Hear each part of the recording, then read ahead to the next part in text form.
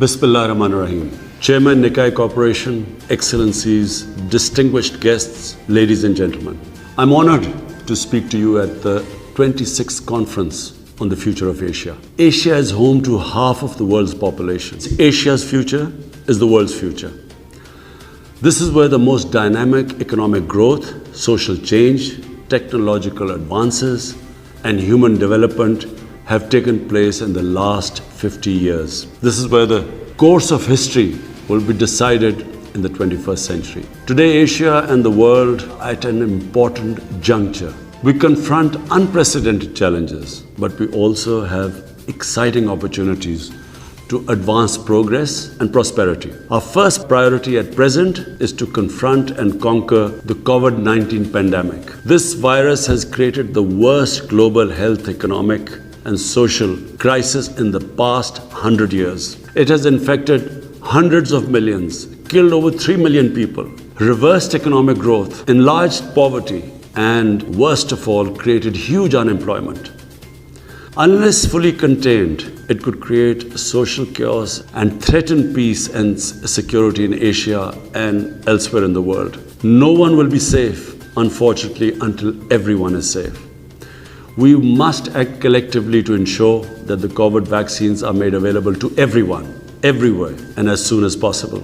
The vaccines supply and distribution must be immediately expanded.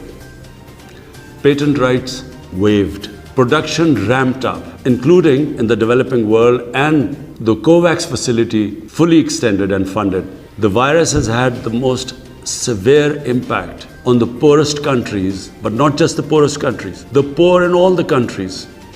It is essential to provide low-income countries and others in financial distress with fiscal space and liquidity to respond to the impact of the pandemic and revive economic growth and preserve social stability. I had proposed a 5-point agenda for debt relief, SDR creation and reallocation, larger concessional finance, fulfillment of climate finance commitments, and an end to illicit financial flows from developing countries. I'm gratified that consensus is evolving on these essential actions already. I welcome the extension of G20's debt suspension initiative, the agreement to create $650 billion in new SDRs, to expend IDA funding, and to expand emergency support programs for the multilateral development banks.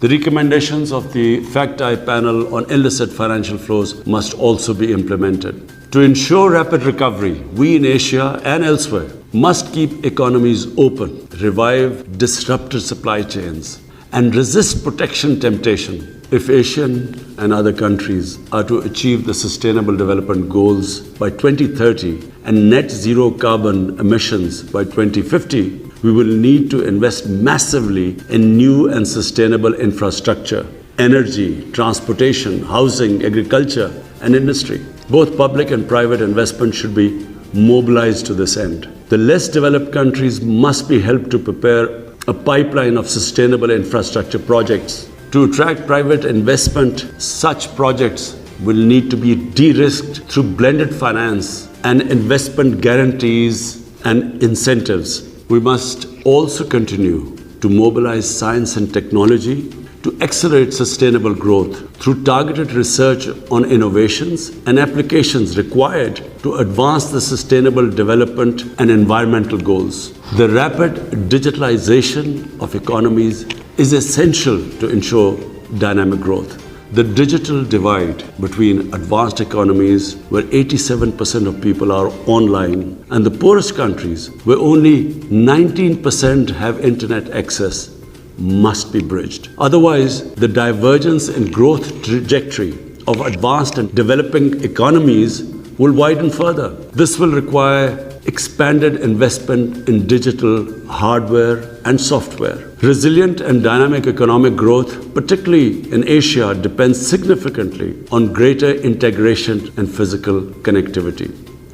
China's Belt and Road Initiative provides the important pathway to such regional integration across the Asia-Pacific region and beyond. We welcome proposals from Japan and others to support and finance quality infrastructure in Asia and elsewhere. The China-Pakistan Economic Corridor is a flagship project of the Belt and Road Initiative. It has generated economic activity, employment, and will enhance bilateral and regional trade. Pakistan has invited all friendly countries to join in investing in the several economic industrial zones being established under the CPEC umbrella. Pakistan looks towards serving as a geo-economic hub connecting the economies of Central Asia, South Asia, West Asia, and beyond. These sub-regions are the areas which possess greatest potential for dynamic new growth to Asia. This potential cannot be fully unleashed until we resolve the outstanding conflicts and disputes in this region. Pakistan has actively supported the peace process in Afghanistan. As foreign forces withdraw from Afghanistan, it is imperative to redouble efforts to promote the peace process between the Afghan parties. As I have said over the years, there is no military solution to the conflict.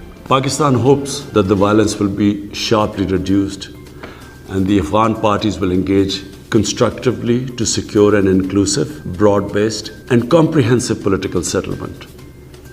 Pakistan desires peaceful, cooperative relations with all its neighbors, including India. But India must stop the human rights violations in occupied Jammu and Kashmir and revisit the unilateral measures it took on 5th August 2019.